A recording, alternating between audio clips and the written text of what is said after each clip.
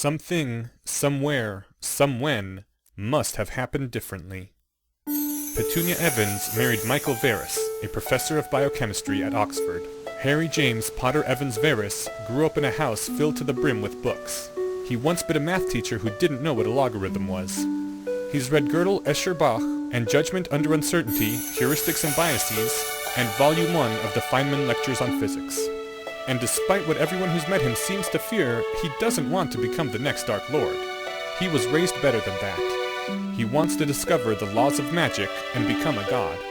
Hermione Granger is doing better than him in every class, except broomstick riding. Draco Malfoy is exactly what you would expect an 11-year-old boy to be like if Darth Vader were his doting father. Professor Quirrell is living his lifelong dream of teaching defense against the dark arts, or as he prefers to call his class, battle magic. His students are all wondering what's going to go wrong with the defense professor this time. Dumbledore is either insane or playing some vastly deeper game which involves setting fire to a chicken. Deputy Headmistress Minerva McGonagall needs to go off somewhere private and scream for a while. Presenting Harry Potter and the Methods of Rationality.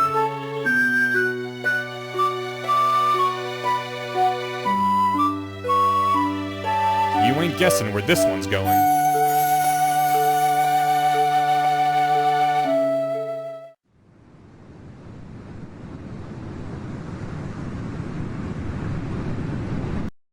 Okay, Hermione, it's enough. You can stop.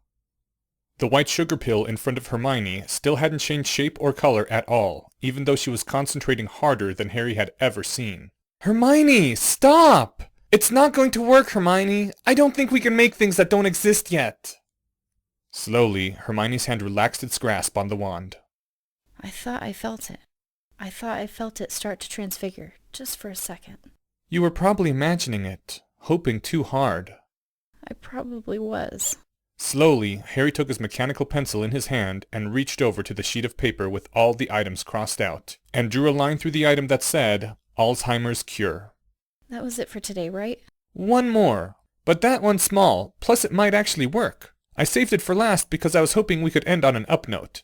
It's real stuff, not like phasers. They've already made it in the laboratory, not like the Alzheimer's cure. And it's a generic substance, not specific like the lost books you tried to transfigure copies of. I made a diagram of the molecular structure to show you. We just want to make it longer than it's ever been made before, and with all the tubes aligned, and the endpoints embedded in diamond. These are all carbon atoms? And Harry, what's the name? I can't transfigure it if I don't know what it's called. Harry made a disgusted face. He was still having trouble getting used to that sort of thing. It shouldn't matter what something was named if you knew what it was.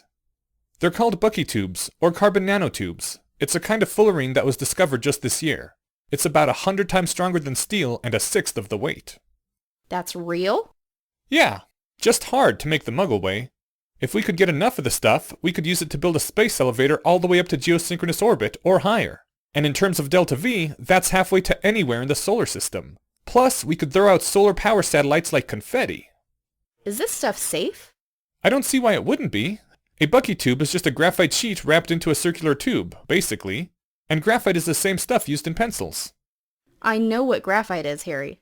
Harry reached into a pocket of his robes and produced a white thread tied to two small gray plastic rings at either end. He'd added drops of superglue where the thread met either ring to make it all a single object that could be transfigured as a whole. Cyanocrylate, if Harry remembered correctly, worked by covalent bonds, and that was as close to being a solid object as you ever got in a world ultimately composed of tiny individual atoms. When you're ready, try to transfigure this into a set of aligned Bucky tube fibers embedded in two solid diamond rings. Hermione laid her wand against one plastic ring and stared for a while. Two small circles of glittering diamond lay on the table, connected by a long black thread. It changed. Now what? She sounded like she was trying to be enthusiastic, but had run out of energy. Harry felt a bit deflated by his research partner's lack of passion, but did his best not to show it. Maybe the same process would work in reverse to cheer her up. Now I test it to see if it holds weight! There was an A-frame Harry had rigged up to do an earlier experiment with diamond rods. The earlier experiment had measured whether transfiguring a long diamond rod into a shorter diamond rod would allow it to lift a suspended heavy weight as it contracted. I.e., could you transfigure against tension, which in fact you could. Harry carefully looped one circle of glittering diamond over the thick metal hook at the top of the rig, then attached a thick metal hanger to the bottom ring, and then started attaching weights to the hanger. 100 kilograms! I don't think a steel thread this thin would hold that. It should go up much higher, but that's all the weight I've got. There! That one worked. But it's not really useful, Harry, is it? I mean, even if we gave it to a scientist, they couldn't learn how to make lots of Bucky tubes from studying ours. They might be able to learn something. Hermione, look at it. That tiny little thread holding up all that weight. We just made something that no Muggle laboratory could make. But any other witch could make it. Harry, I don't think that this is working out. You mean our relationship? Great! Let's break up! I mean our research. Oh, Hermione! How could you? You're sweet when you're mean. But Harry, this is nuts. I'm 12, you're 11. It's silly to think we're going to discover anything that no one's ever figured out before. Are you really saying we should give up on unraveling the secrets of magic after trying for less than 1 month? No. I'm saying right now we should be studying all the magic the wizards already know, so we can do this sort of thing after we graduate from Hogwarts. Hermione, I hate to put it this way, but imagine we decided to hold off on research until later, and the first thing we tried after we graduated was transfiguring an Alzheimer's cure. And it worked! We'd feel... I don't think the word stupid would adequately describe how we'd feel. What if there's something else like that and it does work? That's not fair, Harry. You can't put that on people. It's not our job to do that sort of thing. We're kids. For a moment, Harry wondered what would happen if someone told Hermione she had to fight an immortal Dark Lord. If she would turn into one of those whiny, self-pitying heroes that Harry could never stand reading about in his books. Anyway, I don't want to keep doing this. I don't believe children can do things that grown-ups can't. That's only in stories. There was silence in the classroom. Hermione started to look a little scared, and Harry knew that his own expression had gotten colder. It might not have hurt so much if the same thought hadn't already come to Harry. That, while 30 might be old for a scientific revolutionary, and 20 was about right, while there were people who'd got doctorates when they were 17, and 14-year-old heirs who'd been great kings or generals, there wasn't really anyone who'd made the history books at 11. I'm not angry at you. I'm angry at, I don't know, everything. But I'm not willing to lose, Hermione. Losing isn't always the right thing to do. I'll figure out how to do something a grown wizard can't do, and then I'll get back to you. How's that? Okay. We're still friends, right? And if you can't figure out anything... Then we'll study together. Sometimes Harry hated having a dark side, even when he was inside it. And the part of him that had thought exactly the same thing as Hermione, that no, children couldn't do what grown-ups couldn't, was saying all the things that Hermione had been too frightened to say. Like, that's one hell of a difficult challenge you just grabbed for yourself. And, boy, are you going to end up with egg on your face this time. And, at least this way you'll know you failed. And the part of him that didn't enjoy losing replied, in a very cold voice, Fine, you can shut up and watch. It was almost lunchtime, and Harry didn't care. He hadn't even bothered grabbing a snack bar from his pouch. His stomach could stand a little starving. The wizarding world was tiny. They didn't think like scientists. They didn't know science. They didn't question what they'd grown up with. They hadn't put protective shells on their time machines. They played Quidditch. All of magical Britain was smaller than a small Muggle city. The greatest wizarding school only educated up to the age of 17. Silly wasn't challenging that at 11. Silly was assuming wizards knew what they were doing and had already exhausted all the low-hanging fruit a scientific polymath would see. Hermione still felt a little shaky as she sat down next to Mandy at the Ravenclaw table. It hadn't been as bad as potions class. Sometimes she still had nightmares about that. But this time she had made it happen, and she'd felt like its target. Just for a moment, before the terrible cold darkness looked away and said it wasn't angry with her, because it hadn't wanted to scare her. And she still had that feeling like she'd missed something earlier, something really important. But they hadn't violated any of the rules of transfiguration, had they? Step 1 had been to make a list of every magical constraint Harry could remember, all the things you supposedly couldn't do. They hadn't made any liquids, any gases. Step 2, mark the constraints that seemed to make the least sense from a scientific perspective. They hadn't taken orders from the defense professor. Step 3, prioritize constraints that a wizard would be unlikely to question if they didn't know science. The pill! That had been something to be eaten! Step 4. Come up with avenues for attacking them. Well, no, nobody would just eat a pill lying around. It hadn't worked, actually. They could have just finite incantatem'd it if it had, but she would still have to tell Harry about that and make sure they didn't mention it in front of Professor McGonagall, in case they were never allowed to study Transfiguration again. Hermione was starting to get a really sick feeling in her stomach. She couldn't eat lunch like this. You could only transfigure whole objects as wholes. You couldn't transfigure half a match into a needle, you had to transfigure the whole thing. And that was ridiculous. Things were made of atoms, lots of tiny little dots. There was no contiguity, there was no solidity, just electromagnetic forces holding the little dots related to each other. And she began to mentally recite the rules of transfiguration. Harry wanted to kill his eraser. He'd been trying to change a single spot on the pink rectangle into steel, apart from the rest of the rubber, and the eraser wasn't cooperating. I will never transfigure anything into liquid or gas. I will never transfigure anything that looks like food or anything else that goes inside a human body. It had to be a conceptual limitation, not a real one. Had to be. Things were made of atoms, and every atom was a tiny separate thing. No, they really shouldn't have tried to transfigure the pill, or they should have at least realized. She'd been so caught up in Harry's brilliant idea that she hadn't thought. Atoms were held together by a quantum mist of shared electrons, for covalent bonds, or sometimes just magnetism at close ranges, for ionic bonds or van der Waals forces. If it came down to that, the protons and neutrons inside the nuclei were tiny separate things. The sick feeling in Hermione's stomach was getting worse. There was a feeling in her mind of something hovering just on the edge of recognition, a perception about to invert itself. A young woman about to become a crone, a vase about to become two faces. The quarks inside the protons and neutrons were tiny separate things. There simply wasn't anything in reality, the world out there, that corresponded to people's conceit of solid objects. It was all just little dots. What got into Hermione? The wizards couldn't transform parts of things, could only transform what their minds perceived as wholes, because they didn't know in their bones that it was all just atoms deep down. Harry had focused on that knowledge as hard as he could. The true fact that the eraser was just a collection of atoms. Everything was just collections of atoms. And the atoms of the little patch he was trying to transfigure formed just as valid a collection as any other collection he cared to think about. Hermione tore through the hallways, shoes pounding hard on the stone, breath coming in pants, the shock of adrenaline still racing through her blood. And Harry still hadn't been able to change that single part of the eraser. The transfiguration wasn't going anywhere. This was ridiculous. He was sick of getting experimental results that didn't make sense.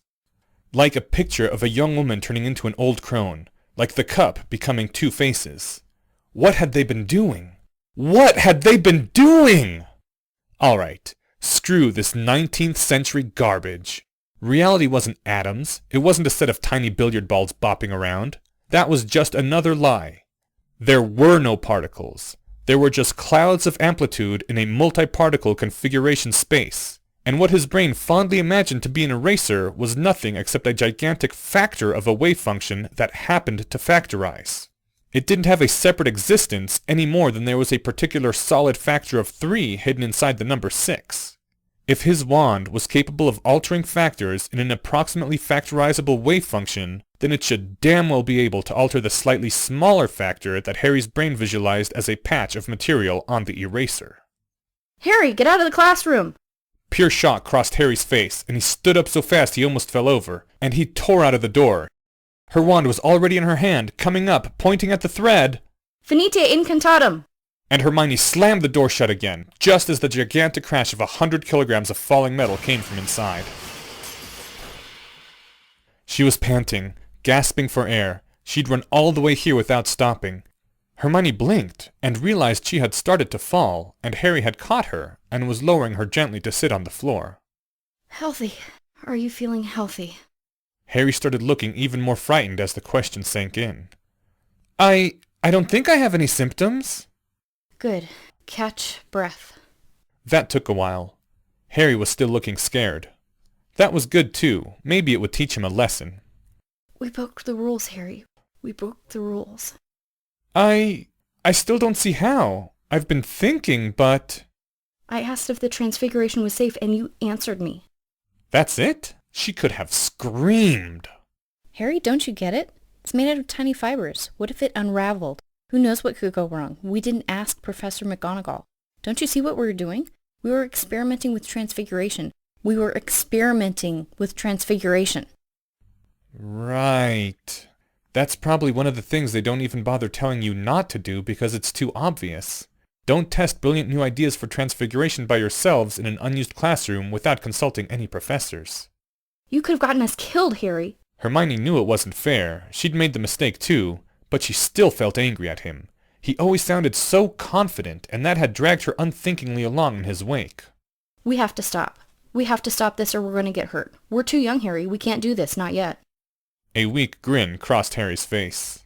You're sort of wrong about that. And he held out a small pink rectangle, a rubber eraser with a bright metal patch on it. Quantum mechanics wasn't enough. I had to go all the way down to timeless physics before it took. Had to see the wand as enforcing a relation between separate past and future realities, instead of changing anything over time.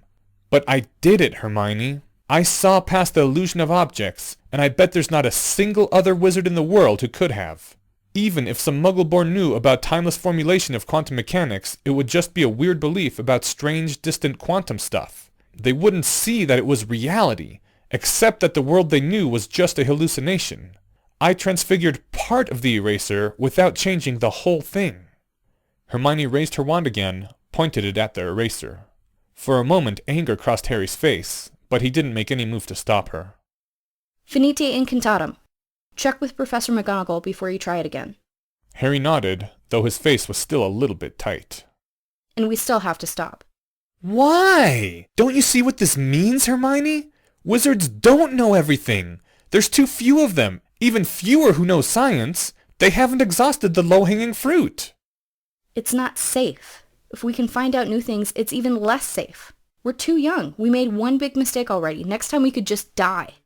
Harry looked away from her and started taking slow, deep breaths. Please don't try to do it alone, Harry. Please? Please don't make me have to decide whether to tell Professor Flitwick. So you want us to study. Just study. Like you studied, timeless physics, right? Harry looked back at her. That thing you did. It wasn't because of our experiments, right? You could do it because you've read lots of books. All right. How about this? We study, and if I think of anything that seems really worth trying, we'll try it after I ask a professor. Okay. She didn't fall over with relief, but only because she was already sitting down. Shall we get lunch? Hermione nodded. Yes, lunch sounded good. For real this time. She carefully began to push herself off the stone floor, wincing as her body screamed at her. Harry pointed his wand at her and said, Wingardium Leviosa. Hermione blinked as the huge weight on her legs diminished to something bearable. You can lift something without being able to hover it completely. Remember that experiment? Hermione smiled back helplessly, although she thought she ought to still be angry. And she started walking back toward the Great Hall, feeling remarkably and wonderfully light on her feet, as Harry carefully kept his wand trained on her. He only managed to keep it up for 5 minutes, but it was the thought that counted. So, you suspect you might be able to do something that other wizards can't do. Something we think is impossible. Look, I know it's hard to explain. What it adds up to is that what you believe conflicts with scientists believe, in a case where I'd genuinely expect scientists to know more than wizards. Mr. Potter, what you want isn't just impossible, it's illogical. If you change half of something, you did change the whole. Indeed. But Harry is the hero, so he may be able to do things that are logically impossible. Supposing it was possible, can you think of any reason why the results would differ in any way from ordinary transfiguration? Minerva frowned. The fact that the concept was literally unimaginable was presenting her with some difficulty, but she tried to take it at face value. A transfiguration imposed on only half of a metal ball. Strange things happening at the interface? But that should be no different than transfiguring the object as a whole into a form with 2 different parts. That is my own thought as well. And Harry, If your theory is correct, it implies that what you want to do is exactly like any other transfiguration, only applied to a part of the subject rather than the whole? No changes at all? Yes, that's the whole point. Minerva, can you think of any reason whatsoever why that would be dangerous? No. Likewise myself. All right then, since this ought to be exactly analogous to ordinary transfiguration in all respects, and since we cannot think of any reason whatsoever why it would be dangerous, I think that the second degree of caution will suffice. Minerva was surprised, but she didn't object. Dumbledore was by far her senior in transfiguration. He had tried literally thousands of new transfigurations without ever choosing a degree of caution that was too low. If the headmaster thought the second degree was enough, it was enough. That Harry was certainly going to fail was, of course, completely irrelevant. The two of them started setting up the wards and detection webs. The most important web was the one that checked to make sure no transfigured material had entered the air. Harry would be enclosed in a separate shell of force with its own air supply just to be certain. Only his wand allowed to leave the shield, and the interface tight. Harry watched them working, his face looking a little frightened. "Don't worry. This almost certainly won't be necessary, Mr. Potter. If we expected anything to go wrong, you would not be allowed to try. It's just ordinary precautions for any transfiguration no one has ever tried before." And a few minutes later, Harry was strapped into the safety chair and resting his wand against a metal ball, one that, based on his current test scores, should have been too large for him to transfigure in less than 30 minutes. And a few minutes after that, there was a small patch of glass on the ball where Harry's wand had rested. Harry didn't say, "I told you so," but the smug look on his sweating face said it for him. Dumbledore was casting analytic charms on the ball, looking more and more intrigued by the moment. Fascinating. It's exactly as he claimed. He simply transfigured a part of the subject without transfiguring the whole. You say it's really just a conceptual limitation, Harry? Yes, but a deep one. Just knowing it had to be conceptual limitation wasn't enough. I had to suppress the part of my mind that was making the error and think instead about the underlying reality that scientists figured out. Truly fascinating.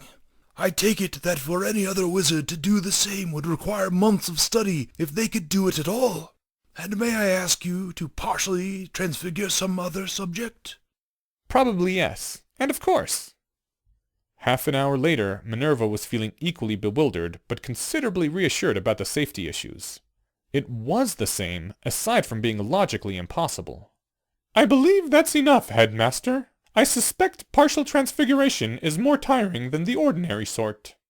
"Getting less so with practice. But yeah, you've got that right." "Congratulations, Mr. Potter." Congratulations indeed.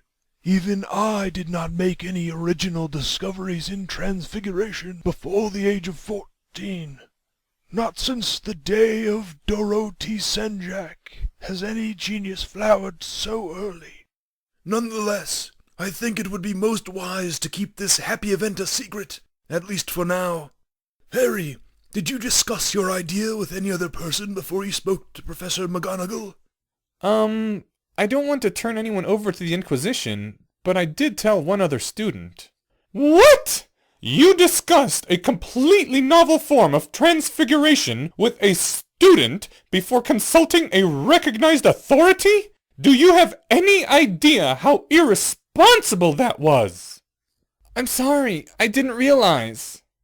You must swear Miss Granger to secrecy, and do not tell anyone else unless there's an extremely good reason for it, and they too have sworn. Why? Because you can do something that no one else will believe you can do. Something completely unexpected.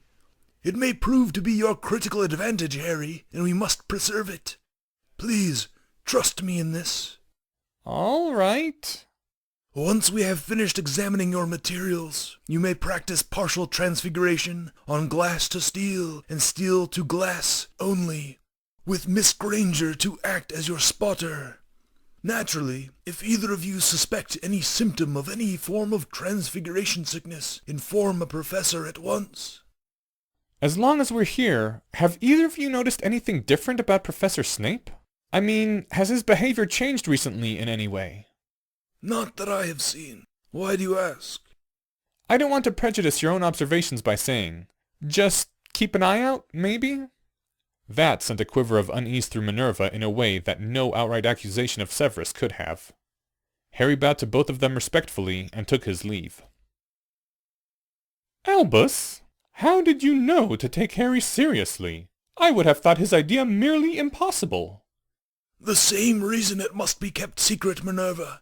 The same reason I told you to come to me if Harry made any such claim. Because it is a power that Voldemort knows not. The words took a few seconds to sink in. And then the cold shiver went down her spine, as it always did when she remembered. It had started out as an ordinary job interview, Sybil Trelawney applying for the position of Professor of Divination. The one with the power to vanquish the Dark Lord approaches! Born to those who have thrice defied him! Born as the 7th month dies! And the Dark Lord will mark him as his equal! But he will have power the Dark Lord knows not! And either must destroy all but a remnant of the other, for those two different spirits cannot exist in the same world. Those dreadful words, spoken in that terrible booming voice, didn't seem to fit something like partial transfiguration. Perhaps not, then. I confess that I have been hoping for something that would help in fighting Voldemort's Horcrux, wherever he may have hidden it. But prophecies are tricky things, Minerva, and it is best to take no chances. The smallest thing may prove decisive if it remains unexpected. And what do you suppose he meant about Severus? There I have no idea. Unless Harry is making a move against Severus, and thought that an open question might be taken seriously, where a direct allegation would be dismissed. And if that was indeed what happened, Harry correctly reasoned that I would not trust that it was so. Let us simply keep watch without prejudice, as he asked. Hermione? I think I owe you a really big apology. Alyssa Cornfoot's eyes were slightly glazed as she gazed upon the potions master giving her class a stern lecture. Ever since the start of this year, she'd been having trouble listening in potions. She kept staring at their awful, mean, greasy professor and fantasizing about special detentions. There was probably something really wrong with her, but she just couldn't seem to stop doing it. Miss Cornfoot, this is a delicate potion, and if you cannot pay attention, you will hurt your classmates, not just yourself. See me after class. The last 4 words didn't help her any, but she tried harder, and managed to get through the day without melting anyone. After class, Alyssa approached the desk. Part of her wanted to stand there meekly, with her face abashed and her hands clasped penitently behind her back, just in case. But some quiet instinct told her that this might be a bad idea.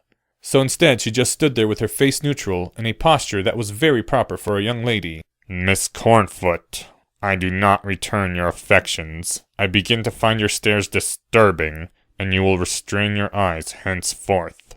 Is that quite clear? Yes, said Alyssa in a strangled squeak, and Snape dismissed her, and she fled the classroom with her cheeks flaming like molten lava.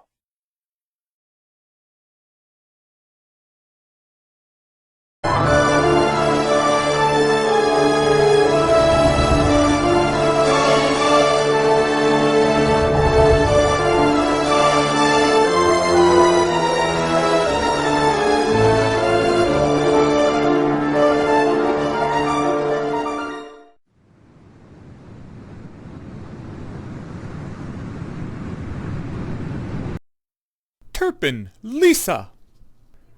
Whisper, whisper, whisper. Harry Potter. Whisper, whisper. Slytherin. Whisper, whisper. No, seriously, what the hell? Whisper, whisper. Ravenclaw! Being at the center of an extraordinary and curious event, and then being sorted into House Ravenclaw, was rather closely akin to being dipped in barbecue sauce and flung into a pit of starving kittens. I promised the Sorting Hat not to talk about it, whispered Harry for the upteenth time. Silence! No more talking until the sorting ceremony finishes! There was a brief dip in the volume as everyone waited to see if she was going to make any specific and credible threats, and then the whispers started up again. Dumbledore stood up, smiling genially. Instant silence. Dumbledore sat down again. Note to self, do not mess with Dumbledore.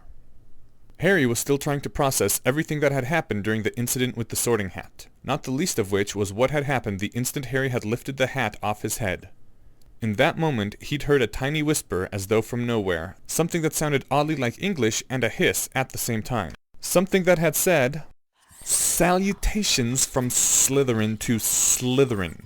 If you would seek my secrets, speak to my snake." Harry was sort of guessing that wasn't supposed to be part of the official sorting process. "Gryffindor!" Ron Weasley got a lot of applause, and not just from the Gryffindors. Apparently, the Weasley family was widely liked around here. Harry applauded Zabini too, ignoring the odd looks he was getting from everyone, including Zabini. No other name was called out after that, and Harry realized that Zabini Blaze did sound close to the end of the alphabet. Great, so now he'd only applauded Zabini. Ah, well. Dumbledore got up again and began heading towards the podium. Apparently, they were about to be treated to a speech. And Harry was struck by the inspiration for a brilliant experimental test. Welcome! Welcome to a new year at Hogwarts! Hermione had said that Dumbledore was the most powerful wizard alive, right? For the comedy to work, it would have to make Dumbledore say something so ridiculous during a speech that even in Harry's state of mental preparedness, he would still choke. Before we begin our banquet, I would like to say a few words. And here they are. Happy boom boom, swamp, swamp, swamp. Thank you. Harry sat frozen as soda trickled out of the corners of his mouth. He had, at least, managed to choke quietly. If anyone in the world could resist the power of the Comet Tea, it would be Dumbledore. The Comet Tea was omnipotent. As soon as he learned a spell to temporarily alter his own sense of humor, he could make anything happen. By making it so that he would only find that one thing surprising enough to do a spit take, well, that was a short little journey to godhood. Even I expected this to take longer than my first day of school. In retrospect, he probably should have remembered his mental note not to mess with Dumbledore. Or maybe if he'd had one single scrap of common sense. It was hopeless. He was corrupt to the core. Hail the Dark Lord Harry. You couldn't fight fate. Eat! Others were starting to serve themselves food which had magically appeared at the table. Whatever. Excuse me, was that a normal speech for the headmaster? You all didn't seem very surprised. Oh, Dumbledore's insane, of course. Lots of fun, incredibly powerful wizard, but completely bonkers. I hear that Dumbledore is secretly a genius mastermind controlling lots of stuff, and he uses the insanity as a cover so no one will suspect him. I've heard that too. And there were furtive nods from around the table. I see. So everyone knows that Dumbledore is secretly a mastermind. Most of the students nodded. Brilliant! If everyone knows, no one will suspect it's a secret. Exactly. Wait, that doesn't sound quite right. Note to self. The 75th percentile of Hogwarts students, aka Ravenclaw House, is not the world's most exclusive program for gifted children. Harry was finding himself really hoping that his clever new idea didn't actually work, and that the Comet Tea worked some other way and didn't actually have the omnipotent power to alter reality. It wasn't that he didn't want to be omnipotent, it was that he just couldn't bear the thought of living in a universe that really worked like that. There was something undignified about ascending through the clever use of soda pop. Harry gave up and started eating his blue sausage.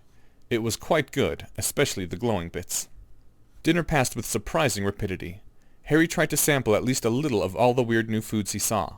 His curiosity couldn't stand the thought of not knowing how something tasted. Thank goodness this wasn't a restaurant where you had to order only one thing and you never found out what all the other things on the menu tasted like. Harry hated that. It was like a torture chamber for anyone with a spark of curiosity. Find out about only one of the mysteries on this list! Ha ha ha! There was no time like today to turn back from the dark side. Screw destiny and screw the universe. He'd show that hat. Harry's thoughts flashed back to possibly the worst moment of his life to date, those long seconds of blood-freezing horror beneath the hat, when he thought he'd already failed. He'd wished then to fall back just a few minutes in time and change something, anything, before it was too late. And then it had turned out not to be too late after all. Wish granted. It had been an awfully cruel prank the hat had played on him, but you couldn't argue with the results on consequentialist grounds. This whole business with seeking Slytherin's secrets seemed an awful lot like the sort of thing where, years later, you would look back and say, and that was where it all started going wrong. And he would wish desperately for the ability to fall back through time and make a different choice. Wish granted. He was going to stop walking down the path that led to Dark Lord Harry, a prospect which was sounding scarier by the minute, and yet also somehow increasingly attractive. Part of his mind was already visualizing the minions' uniforms. Dumbledore once again stood up from his seat. Harry couldn't help but feel the urge to drink another ComEd tea. "You've got to be kidding!" Ahem, just a few more words now that we are all fed and watered. I have a few start-of-term notices to give you. First years should note that the forest on the grounds is forbidden to all pupils. That is why it is called the Forbidden Forest. If it were permitted, it would be called the Permitted Forest. I have also been asked by Mr. Filch, the caretaker, to remind you all that no magic should be used between classes in the corridors. Alas, we all know that what should be and what is are two different things. Thank you for keeping this in mind. Quidditch trials will be held on the second week of the term. Anyone interested in playing for their house teams should contact Madam Hooch. Anyone interested in reformulating the entire game of Quidditch should contact hrreypoter. Harry inhaled his own saliva and went into a coughing fit just as all eyes turned toward him. How the hell? Additionally, I must tell you that this year, the third-floor corridor on the right-hand side is out of bounds to everyone who does not wish to die a very painful death.